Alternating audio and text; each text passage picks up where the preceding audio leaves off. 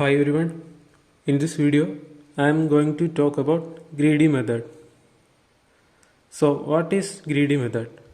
A greedy algorithm, as the name suggests, always makes the choice that seems to be the best at that moment. This means that it makes a locally optimal choice in the hope that this choice will lead to a globally optimal solution.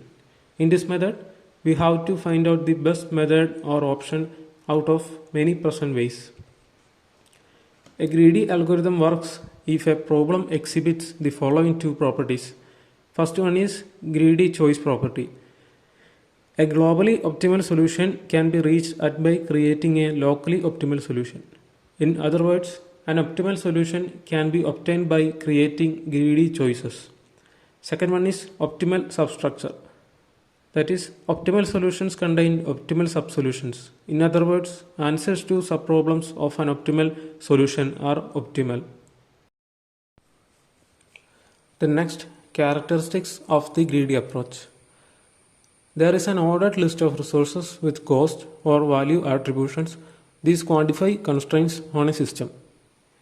Secondly, you will take the maximum quantity of resources in the time a constraint applies.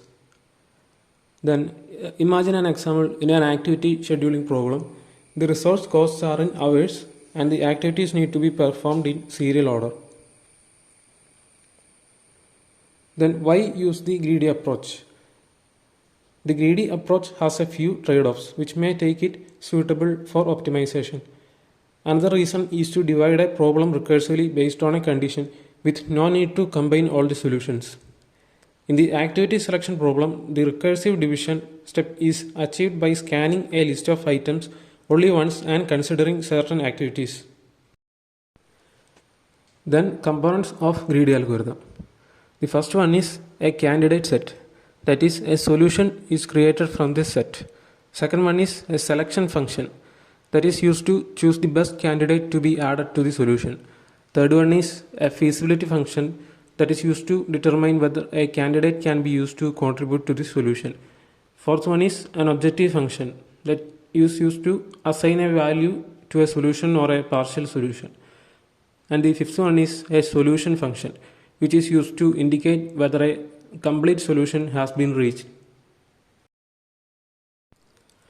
This is an example for greedy algorithm, that is counting coins. This problem is to count to a desired value by choosing the least possible coins, and the greedy approach forces the algorithm to pick the largest possible coin. If we are provided coins of rupees 1, 2, 5 and 10 and we are asked to count 18 rupees, then the greedy procedure will be: first one, select one 10 rupees coin, the remaining count is 8. Then second one is, then select one 5 rupees coin, the remaining count is 3. Third one will be, then select one 2 rupees coin, then the remaining count will be 1. And finally, the selection of 1 rupee coins solves the problem. Though it seems to be working fine, for this count we need to pick only 4 coins. But if we slightly change the problem, then the same approach may not be able to produce the same optimal result. For the currency system, where we have coins of 1, 7, 10 value, counting coins for value 18 will be absolutely optimum, but for count like 15, it may use more coins than necessary.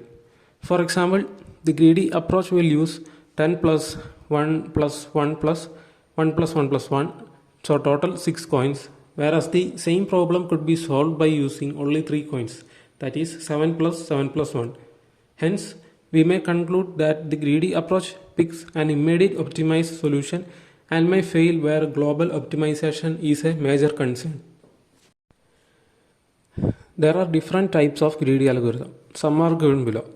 So the first one is knapsack problem.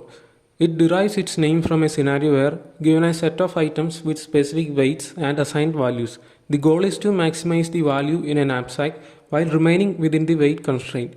Each item can only be selected once, as we don't have multiple quantities of any item. The second one is a minimum spanning tree. A minimum spanning tree is a spanning tree in which the sum of the weight of the edges is as minimum as possible. Then the third one is Prim's minimal spanning tree algorithm. Prime's algorithm is a minimum spanning tree algorithm that takes a graph as input and finds the subset of the edges of that graph which form a tree that includes every vertex and has the minimum sum of weights among all the trees that can be formed from the graph. The fourth one is Kruskal's minimal spanning tree algorithm. Kruskal's algorithm is a minimum spanning tree algorithm that takes a graph as input and finds the subset of the edges of that graph which form a tree that includes every vertex and has the minimum sum of weights among all the trees that can be formed from the graph. Then the fifth one is Dijkstra's minimal spanning tree algorithm. It allows us to find the shortest path between any two vertices of a graph. It differs from the minimum spanning tree because the shortest distance between two vertices might not include all the vertices of the graph. So these are some advantages of greedy algorithm. This technique is easy to formulate and implement. It typically have less time complexities. It works efficiently in many scenarios. This approach minimizes the time required for generating the solution, and this algorithm can perform better than other algorithms. And these are some disadvantages of greedy method. The local optimal solution may not always be global optimal. It is not suitable for greedy problems where a solution is required for every subproblem like sorting. In such greedy algorithm practice problems, the greedy method can be wrong. In the worst case, even lead to a non-optimal solution. So that's all about my topic. Thank you.